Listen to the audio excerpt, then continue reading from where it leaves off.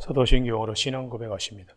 나는 전능하신 아버지 하나님 전지의 창조주를 믿습니다. 나는 그 유일하신 아들 우리 주 예수 그리스도를 믿습니다. 그는 성령으로 잉태되어 동정노 마리아에게서 나시고 본디오 빌라도에게 고난을 받아 십자가에 못 박혀 죽으시고 장사된 지 사흘 만에 죽은 자 가운데서 다시 살아나셨으며 하늘에 오르시어 전능하신 아버지 하나님 우편에 앉아 계시다가 거기로부터 살아있는 자와 죽은 자를 심판하러 오십니다. 나는 성령을 믿으며 거룩한 공교회와 성도의 교제와 죄를 용서받는 것과 몸의 부활과 영생을 믿습니다. 아멘. 오늘 아침에 하나님께서 우리 모두에게 주시는 생명의 말씀은 신약 성경 야고보서 5장 1절에서 6절까지 한 절씩 교독하시겠습니다. 5장 1절 들으라 부한 자들아 너희에게 임할 고생으로 말미암아 울고 통곡하라. 너희 금과 은은 녹이 쓸었으니 이 녹이 너희에게 증거가 되며 불같이 너희 살을 먹으리라. 너희가 말세에 재물을 쌓았도다.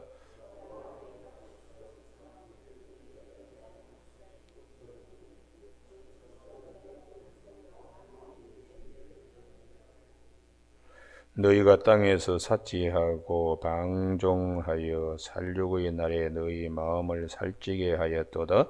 너희는 의인을 정죄하고 죽였으나 그는 너희에게 대항하지 아니하였느니라.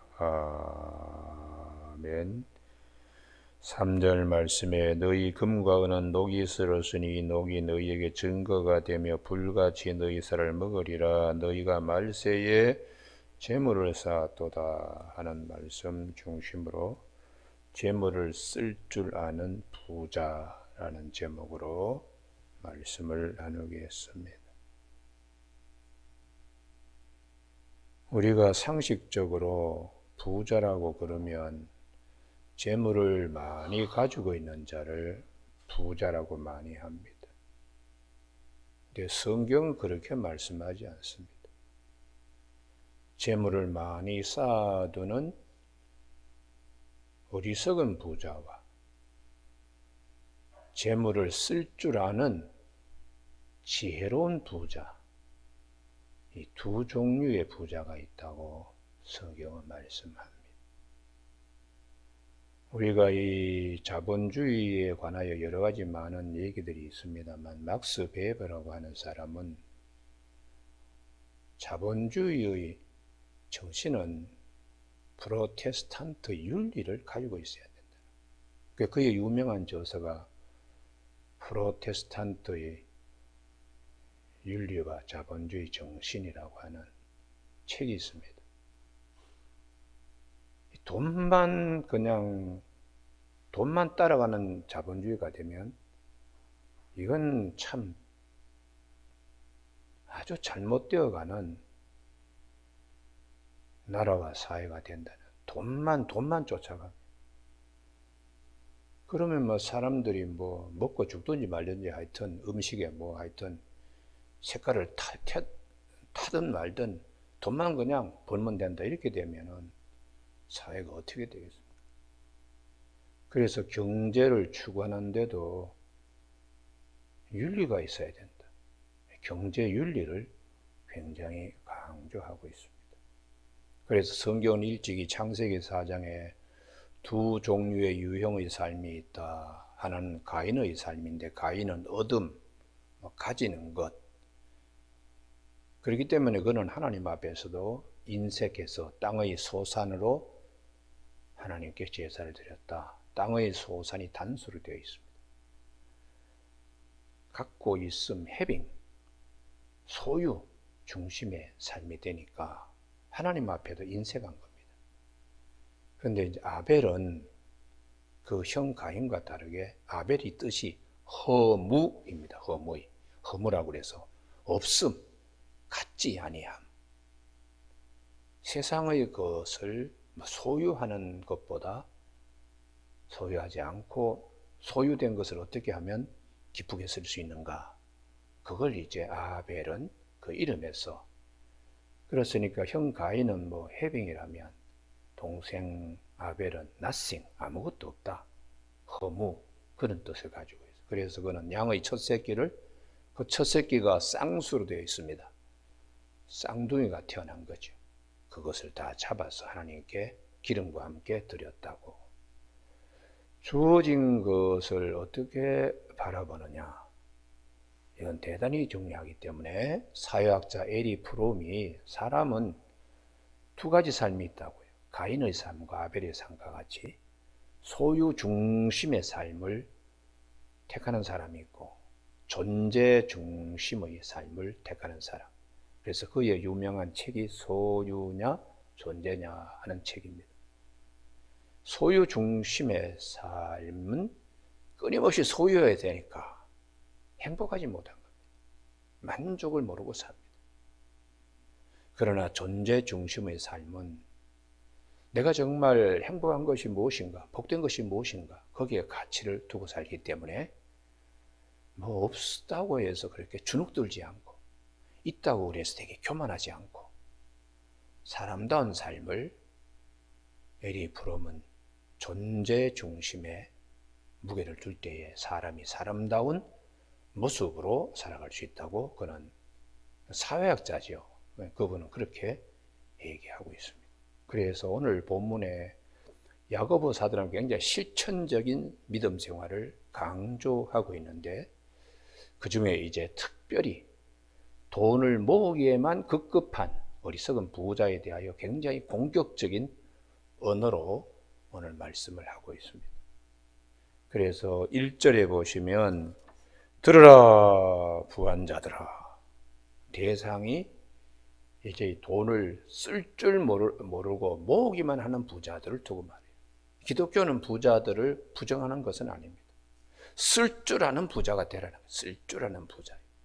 하나님께 축복받아서 또 쓸 줄 아는 부자가 되어서 축복의 통로가 되도록 그렇게 하라는 것이죠. 오늘 아침에 이 야고보서 5장은요, 신명기 24장과 굉장히 직결되어 있고 주님께서 말씀하신 모든 말씀과 연관되어 있기 때문에 이 신명기 24장을 아침에 잠깐 한번 찾아보시기 바랍니다. 하나님께서 거듭거듭 말씀하시는 신명기에서 우리는 어떤 자세로 경제활동을 해야 되고 나의 소유를 어떻게 써야 될 것이며 어떻게 모아야 될 것인가를 말씀하고 있습니다. 사람이 잔인하게 돈 쫓아가지 말라는 거예요. 신명기 24장 6절, 사람이 맷돌이나 그 윗짝을 전당 잡지 말지니 이는 그 생명을 전당 잡음이니라. 가난한 자에게 전당물을 매일 끼마다 맷돌을 돌려가지고 이제 가루를 넣어서 빵을 부쳐 먹어야 되는데 그 맷돌을 전당 잡으면 목에다가 올가미를 씌우는 것과 같이 그렇게 악하게 돈을 쫓아가지 말라는 것입니다. 그 다음에 10절입니다. 네 이웃에게 무엇을 구워줄 때는 그 집에 들어가서 전당물을 취하지 말고 너는 밖에서 있고 네게 꾸는 자가 전당물을 밖으로 가지고 나와서 네게 줄 것이며 그가 가난한 자이면 너는 그의 전당물을 가지고 자지 말고 해질 때에 그 전당물을 반드시 그에게 돌려줄 것이라. 그리하면 그가 그 옷을 입고 자며 너를 위하여 축복하리니 그 일이 내 하나님 여호와 앞에서 내 공의로움이 되리라. 이게 이제 아주 돈만 쫓아가는 그런 이제 부자. 그렇게 해서 사람의 얼굴을 긁어내어서 돈을 모으는 그 재물이 얼마나 오래 가겠는가. 그래서 이 하나님 앞에 적어도 경제 윤리를 가지고 살아야 된다. 그것을 이미 벌써 가나안 땅에 들어오기 전에 하나님은 광야에서 이스라엘 백성들을 말씀으로 교육시켰습니다. 그래서 광야에서 학점 이수, 광야에서 가나안 땅에 합격하기 위한 학점 이수가 굉장히 거기 여러 과목이 있는데 그 중에 하나가 재물에 대한 문제, 이 문제에 학점 이수를 하도록 말씀을 하고 있습니다. 절대로 돈 쫓아가는 삶을 살면 안 된다. 돈이 너에게 주인이 되고 재물이 우상이 되면은 사람이 굉장히 악해진다는 것이죠. 그 다음에 이제 14절입니다. 오늘 이 14절, 15절 말씀을 야고보 사도는 굉장히 주목하고 말씀하고 있는데요. 공궁하고 비난하는 품꾼은 너희 형제든 내 땅 성문에서 우하는 객이든지 그를 학대하지 말며 그 품삯을 당일에 주고 해진 후까지 미루지 말라. 이는 그가 가난함으로 그 품삯을 간절히 바라미라. 그가 너를 여호와께 호소하지 않게 하라. 그렇지 않으면 그것이 내게 죄가 될 것입니다. 품삯을 줘야 되는데 그것을 그날 주지 않고 차일, 피일 그냥 미루고 그러면 그분은 그날 그 품삯을 받아서 가족 식구들이 먹고 살아야 되는데 주지 않으면 목에다가 월간미를 씌우는 것 같다. 그런 이제 말씀을 하는 것이죠. 우리나라 소설가 가운데 박완서라고 하는 여성 소설가가 있죠. 그분이 쓴 소설 가운데 제숫굿이라고 제숫굿. 그 내용은 그렇습니다. 아르바이트 하는 학생이 이제 급료를 아르바이트 한 그걸 받아야 되는데 오전에 가면은 우리 집에는 오전에 돈이 나가면 재수가 없어요. 저녁에 드릴게요. 그래서 그 다음 날 이제 또 가서 저녁에 이제 학생을 가르치면은 오늘은 줄까 그러고 혹시 주인 아주머니 어떻게 되겠습니까? 그러면 아이고 우리 집에는 저녁에 돈이 나가면 재수가 없어요. 그러면서 재수 타령하면서 그 아르바이트 하는 학생의 돈을 제때 주지 않아서 아주 고생하는 얘기가 있습니다. 어느 사회나 어느 시대나 우리 안에는 가인과 같은 그런 죄의 본성을 가지고 자꾸 이렇게 저렇게. 그러니까 오늘 본문의 야고보서에서 이 말씀을 신명기 24장을 기억하면서 야고보 사도는 교회에 가르쳐주고 있습니다. 초대교회에 그때는 뭐 예수 그리스도의 십자가와 부활, 성령 충만, 그리고 예수님의 젖동생 야고보를 바라보는 그런 아주 굉장히 어떻게 보면은 아주 신성한 공동체가 되어 이미 벌써 거기서도 아주 지금과 똑같이 돈 쫓아가는 사람들, 또 아주 가난한 자의 얼굴에 망질하는 그런 일들이 있으니까 야고보 사도가 야고보서 5장에서 말씀하고 있습니다. 그래서 우리는 진리의 말씀이 시간과 공간을 뛰어넘어서 오늘까지도 우리에게 하나님은 말씀하시기 때문에 주의 말씀을 잘 기억하는 저와 여러분이 되시길 주님의 이름으로 축복합니다. 그리고 이 신명기 24장에 3대 과부 있습니다. 17절 객고와 과부, 특별히 과부의 옷을 전당을 잡지 말라고 굉장히 경제적인 문제를 굉장히 강조하고 있어요. 그렇게 하는 이유는 애굽에서 네가 종되었던 곳에서 하나님이 해방시킨 것을 기억하라는 거예요. 항상 하나님의 은혜를 가장 크게, 애굽에서 해방된 은혜를 가장 크게 생각하면 돈 쫓아다니는 삶, 사람 얼굴에 아주 그렇게 못되게 노는 행동은 얼마나 큰 죄가 되는지 1만 달란트의 빚진 자 마음으로 살아야 된다. 이렇게 말씀하는 것이죠. 그 다음에 19절입니다. 내가 밭에서 곡식을 베일 때 그 한 묶음을 밭에 잊어버렸거든 다시 가서 가져오지 말고 나그네와 고아와 과부를 위하여 남겨두라. 그 다음 말씀이 중요하죠. 그리하면 내 하나님 여호와께서 내 손으로 하는 모든 일에 복을 내리시리라. 할렐루야. 이게 축복의 통로죠. 축복의 통로예요. 재물을 모으는 것이 아니고 어떻게 하면 나눠줄 줄 아는가, 쓸 줄 아는 부자, 하나님이 축복의 통로로 내 손으로 하는 모든 일에 복을 내리시리라. 그렇게 말씀하세요. 그래서 우리 이제 본문으로 돌아오면은 이렇게 두 가지 삶이 있는데 아주 인색한 사람들 끝이 좋지 않습니다. 사무엘상 25장에 다윗이 아주 사울에게 쫓겨다닐 때에 굉장히 굶어야 될 때가 있고 그래서 그날따라 마온의 거부 이름난 부자, 양이 3,000마리고 염소가 1,000마리인 그 나발이 양털 깎는다 그래서 자기들의 종자를 다윗이 보내서 음식 조금 얻어오게 했는데, 이 나발이 돈을 모으기만 하는 어리석은 부자. 그 음식 좀 나눠주면 안 될까요? 근데 마음이 굳어가지고 말 실수하고 다윗을 욕하고 떡 한 조각 주지 않았습니다. 다윗이 아주 분노했죠. 결국 그 나발은 심장이 굳고 몸이 굳어서 열흘 후에 하나님이 그를 치셔서 데려가셨다. 어리석은 부자입니다. 어리석은. 그래서 성경에 보면 이런 어리석은 부자에 대하여 누가복음에 주님이 집중적으로 말씀하세요. 누가복음 12장에 농사 많이 되어가지고 자기 창고에 쌓아두기만 하는 이 부자, 오늘 밤 네 영혼 데려가면 이 모든 것이 누구 것이 되겠느냐. 참 어리석은 부자다. 이렇게 주님이 가르쳐 주시고 16장에 부자와 거지 나사로에 대한 얘기를 또 하세요. 그냥 즐길 줄만 알고 자기만 생각하고 그냥 띵까띵까만 생각하는 이 멍청한 참 부자.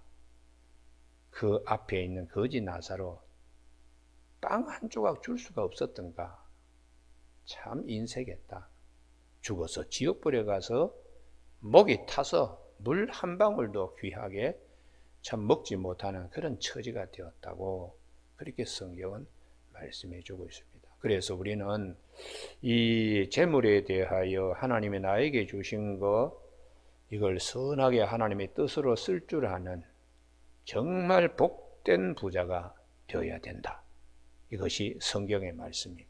그래서 아브라함 같은 경우에 그가 재물을 쫓아서 살지 않았습니다.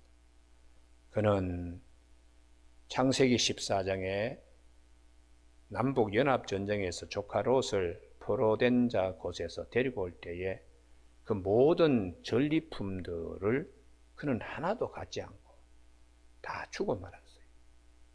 그 아브라함은 창세기 17장에 지나가는 길손을 봤을 때 자기의 장막으로 모셔 들어가지고 나그네와 객과 과를 무시하지 말라는 말씀처럼 집에 모셔놓고 아주 큰 잔치를 했습니다. 그 창세기 17장에 창세기 18장에 세스아의 반죽을 했다고. 이 세스아의 반죽이라 그러면 당시에는 가장 많이 한꺼번에 구울 수 있는 밀가루 반죽이에요. 우리나라도 가마솥이 커봤자 딱 한정되어 있잖아요. 그와 같이 세스아의 고운 가루로 이 반죽을 해서 떡을 부쳤다는 것은 그날 최고로 극진히 대접하고, 그 다음에 아주 그냥 기름지고 제일 좋은 송아지를 일부러 잡은 겁니다. 병든 송아지 아니고 최고로 그렇게 대접을 했더니 그들 가운데 한 분이 하나님이었어요.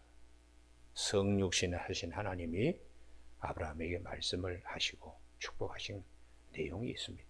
그래서 히브리서 13장 2절에 손님 대접하기를 잊지 말라. 이로써 부지 중에 천사들을 대접한 이들도 있다고 그렇게 말씀하고 있어요. 그러니까 나에게 주신 하나님의 이 재물을 어떻게 쓰는가, 지나가는 나그네 못 본 채 할 수도 있습니다.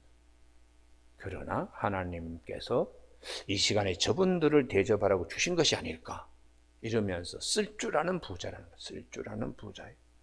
그래서 주님이 마태복음 10장 42절에 누구든지 제자의 이름으로 이 작은 자 중 하나에게 냉수 한 그릇이라도 주는 자는 내가 진실로 너에게 이르노니 그 사람이 결단코 상을 잃지 아니하리라.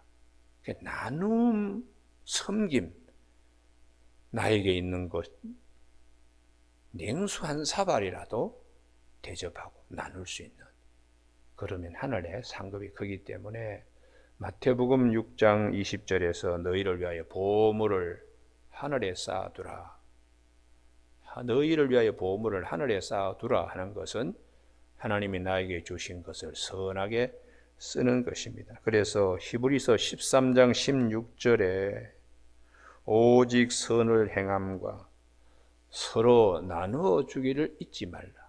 하나님께서는 이 같은 제사를 기뻐하시느니라. 이게 선함과 나누어 줌을 이 같은 제사라고 히브리서 13장 16절에서 말씀하고 있습니다. 오늘 아침에 이렇게 야고보 사도가 아주 강한 어조로 말씀을 하고 있어요. 1절, 들으라 부한 자들아, 너희에게 임할 고생으로 말미암아 울고 통곡하라. 쌓아두기만 하는 부자에 대하여 경고합니다. 그렇게 쌓아두지만은 재물은 썩었고 너희 옷은 좀 먹었으며 너희 금과 은은 녹이 슬었으니 이 녹이 너희에게 증거가 되며 불같이 너희 살을 먹으리라. 너희가 말세에 재물을 쌓았도다. 쌓아놓은 부자, 나눌 줄 아는 지혜로운 부자가 되어야 되는데요. 특별히 이 같은 일까지요. 4절, 보라 볼지어다. 이게 굉장히 강조사로 쓰고 있습니다. 들으라 보라 이렇게 말씀하실 때 야고보 사도의 안에는 하나님의 분노가 있는 거예요. 분노. 너희 밭에서 추수한 품꾼에게 주지 아니하는 싹이 소리 지르며 그 추수한 자의 우는 소리가 만군의 주의 귀에 들렸느니라. 그래서 신명기 24장에 있는 말씀처럼 절대로 싹을 해가 질 때까지 그렇게 싹을 주지 않고 애먹이면 안 된다는 것이죠. 해가 질 때까지 싹은 지불해야 된다. 그렇게 말씀하고 있습니다. 그러면 우리에게 하나님이 말씀하시는 이 아침에 요한 3서를 한번 잠깐 찾아보시죠. 사랑하는 자여 네 영혼이 잘된 같이 범사에 잘 되기를 간구한다는 이 요한 3서. 요한 3서에 우리가 잘 아는 가요 장로님에 대한 사도 요한의 말씀이지만 이분만 있는 게 아니에요. 요한 3서 1장 5절에 사랑하는 자여 내가 무엇이든지 형제 곧 나그네 된 자들에게 행하는 것이 신실하니 그들이 교회 앞에서 너희 사랑을 증언하였느니라 하서 잘 대접하는데 이 가요 장로만 있는 것이 아니고 12절에 데메드리오 이런 자도 있고 또 드오드레베라고 9절에 이런 자도 있다는 것이요. 다 가요 장로와 같으면 얼마나 좋겠어요. 그래서 이 드오드레베 9절에 이 사람은 남이 잘해주는 것도 싫은 겁니다. 남이 잘해주는 것도 싫고 남이 나그네에게 잘해주는 것도 하지 말라고 이런 자이고요. 그래서 10절에 보면 그러므로 내가 가면 그 행한 일을 잊지 아니하리라. 그가 악한 말로 우리를 비방하고도 오히려 부족하여 형제들을 맞아들이지도 않고 맞아들이고자 하는 자를 금하여 교회에서 내쫓는도다. 사랑하는 자의 악한 것을 본받지 말고 선한 것을 본받으라. 그러면서 12절에 데메드리오는 가요 장로님과 같이 선한 사람이라고. 데메드리오는 뭇사람에게도 진리에게서도 증거를 받았음에 우리도 증언하노니 너는 우리의 증언이 참된 줄 아느니라. 그래서 교회 안에도 보면 아주 그냥 자기 자신을 불의의 무기로 죄에게 드리는 자도 있지만 의의 무기로 자신을 하나님께 드린 예수님처럼 자기 것을 하나님께 드리는 자들도 있다는 거예요. 오늘 아침에 우리가 물질의 문제, 하나님께서 어떻게 나에게 주신 것인가? 이게 결국 마음의 문제입니다. 내 손과 내 마음과 내 눈이 하나님의 것이 되어야 나누어 줄 줄도 알고 불쌍히 여길 줄도 알고 하나님의 뜻을 이룰 수도 있기 때문에 물질이 문제가 되는 게 아니고 내 마음이 문제가 되는 것입니다. 그래서 오늘 아침에 우리 야고보 사도의 말씀을 잘 기억하며 하나님이 나에게 주신 시간, 물질, 마음 이런 것들이 하나님 앞에 쓰임받는 지혜로운 삶을 살아가는 우리 모두가 되시길 주님의 이름으로 축복합니다. 기도하시겠습니다. 하나님 아버지, 저희들에게 세상의 모든 것은 다 변합니다. 그 변하지 않는 가운데서 진리의 말씀을 붙들게 하시고 우리 육신의 장막을 벗은 다음에 주님 앞에 설 때에 잘했다 칭찬받고 하늘의 상급을 받는 길에 대하여 말씀하셨사오니 오늘 어리석은 자들이 되지 않고 지혜로운 자들이 다 될 수 있도록 성령께서 항상 이 말씀으로 우리를 인도하여 주시길 원하오며 예수님 이름으로 기도드립니다. 아멘. 하늘에 계신 우리 아버지, 아버지의 이름을 거룩하게 하시며 아버지의 나라가 오게 하시며 아버지의 뜻이 하늘에서와 같이 땅에서도 이루어지게 하소서. 오늘 우리에게 일용할 양식을 주시고 우리가 우리에게 잘못한 사람을 용서하여 준 것 같이 우리 죄를 용서하여 주시고 우리를 시험에 빠지지 않게 하시고 악에서 구하소서. 나라와 권능과 영광이 영원히 아버지의 것입니다. 아멘.